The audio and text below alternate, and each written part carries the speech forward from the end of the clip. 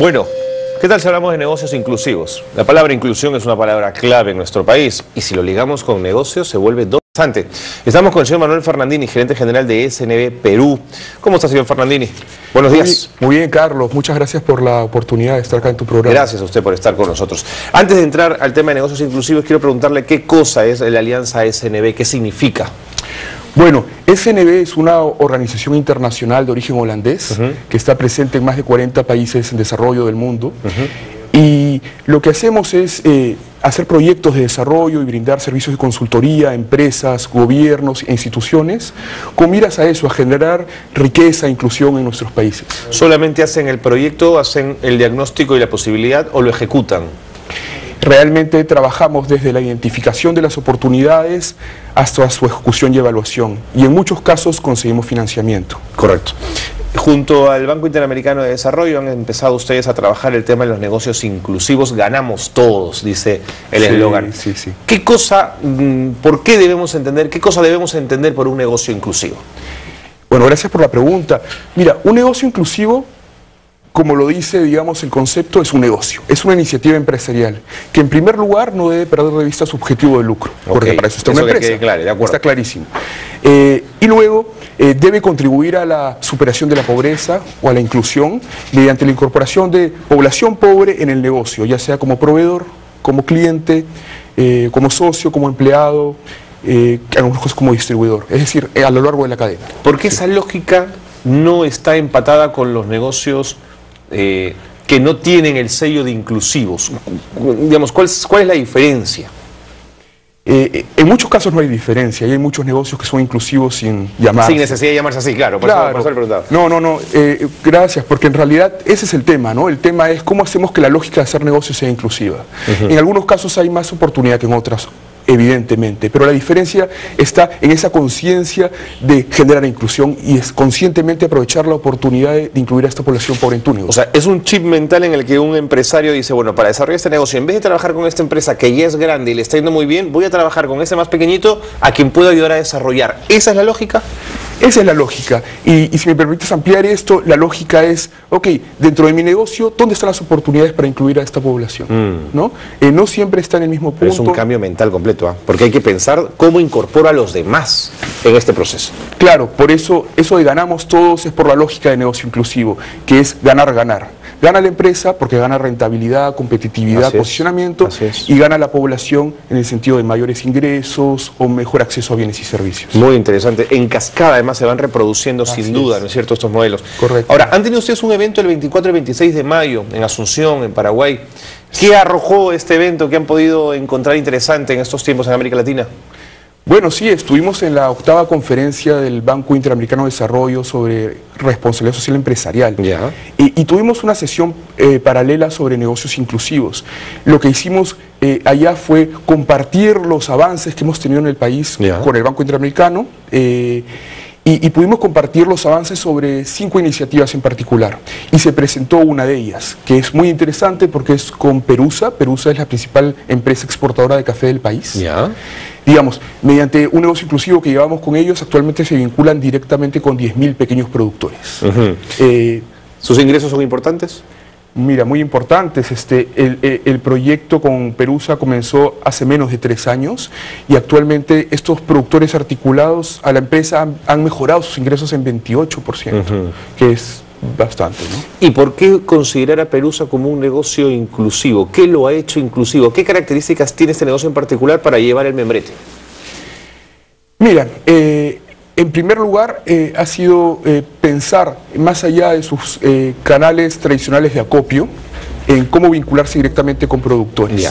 Y en este caso lo que han hecho es fomentar asociatividad en pequeños productores y vincularse directamente con pequeñas cooperativas que llevan el nombre de comités. ¿Y cómo funciona esto? Cada agricultor es independiente, acopia su café, lo lleva a un centro de acopio, digamos, y esto es empaquetado y vendido al exterior. ¿Esa es la lógica de trabajo? Esa es la lógica, exactamente. Esa es la lógica. Y claro, este acopio depende de la zona, ¿no? Y si es individual, si es entre más productores, depende realmente de la zona. Pero sin dejar de vista, sin perder de vista la lógica de hacer dinero. O sea, exiges calidad, exiges un buen producto al agricultor, al productor, para finalmente tú tener un valor agregado en el mercado. Mira, correcto. En el caso del café, digamos, no es meramente un tema social ni un compromiso con el entorno. Eso hay que señalarlo. ¿Cuál es la demanda actual del mercado internacional? El mercado internacional pide trazabilidad, que es saber de dónde viene tu café, y calidad. Entonces tú hablas de los canales tradicionales de acopio, tú no sabes de dónde viene tu café, porque el acopio, justamente la idea, el arte es juntar de muchos, digamos, ¿no? Y por otro lado, en cuanto a calidad, tampoco puedes distinguir calidad. No puedes garantizar.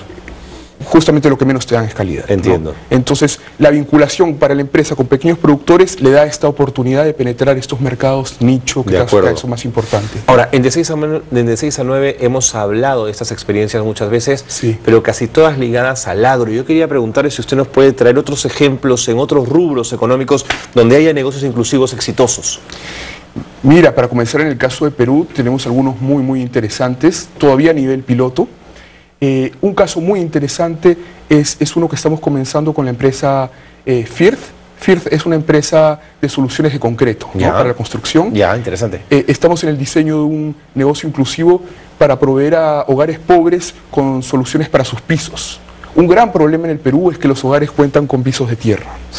Eso obviamente no es solamente estético, sino sobre todo un tema de salud. No, además los niños juegan en la tierra, ¿no es cierto? Claro, se llevan la mano a la boca, la comida y todo. Es un tema de salud en el fondo. Bueno, ¿y entonces? Entonces estamos trabajando con ellos para incorporarlos a este programa con el Banco Interamericano de Desarrollo y de esta forma estamos pensando cómo hacer un negocio inclusivo, ¿no? ¿Y qué se le ofrece? ¿Suelos especiales? ¿Suelos ya armados, prefabricados? No, en realidad estamos en el desarrollo del producto actualmente, pero la idea va a dar una solución integral del piso, ¿no? Que viene también con un tema de financiamiento.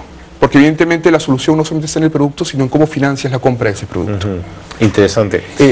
Para terminar de enmarcar esto, ¿por qué a los holandeses les interesa esto? ¿Qué ganan ellos?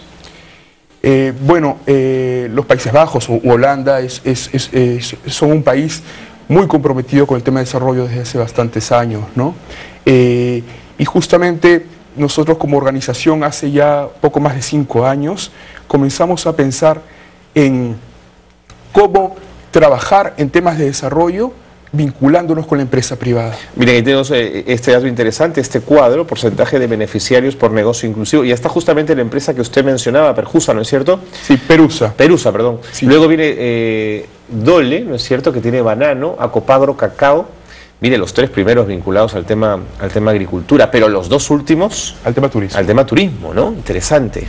Sí, si quieres te puedo contar un poco de casos. Por favor. Bueno, ya les conté el caso de Perusa. En el caso de Dole, es una empresa, Dole es la principal empresa en el mundo de comercialización de frutas y verduras. Sí.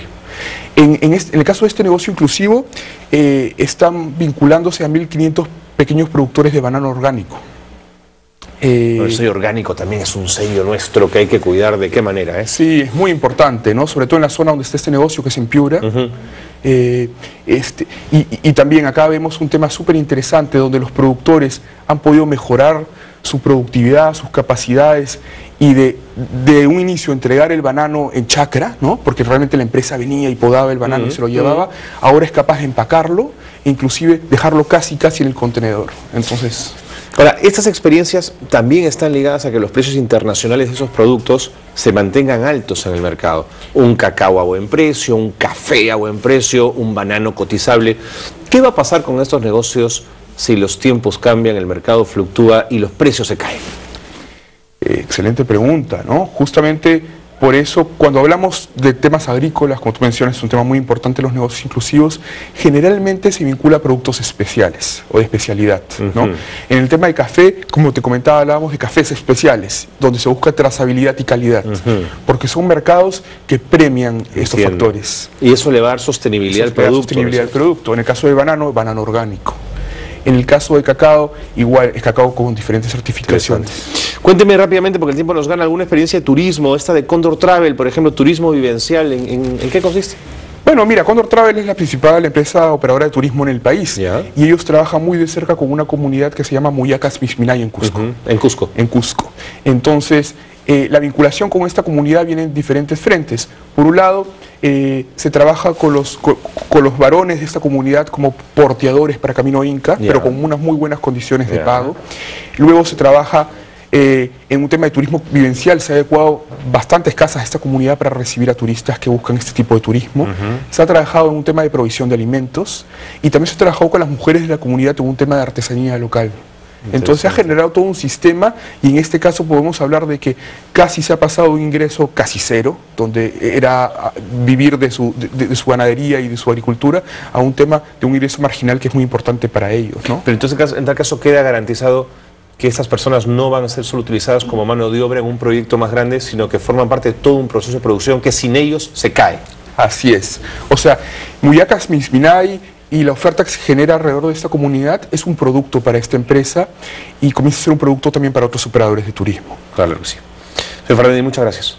Muchas gracias, Carlos. Gracias por haber venido, gracias por habernos traído estas noticias tan interesantes. Muchas gracias, espero conocer la última vez contigo. Hemos estado con Manuel Fernandini, gerente general de SNB Perú. Nos vamos a la pausa, pero no se vaya, venimos con más en De 6 a 9. Usted nos eligió en primera vuelta. Nos hemos desplazado acá. Hola, Federico. En la pantalla interactiva de América. Y compartiendo con ustedes La cobertura excepcional de América Televisión. este día tan importante para nuestro país. Y este 5 de junio...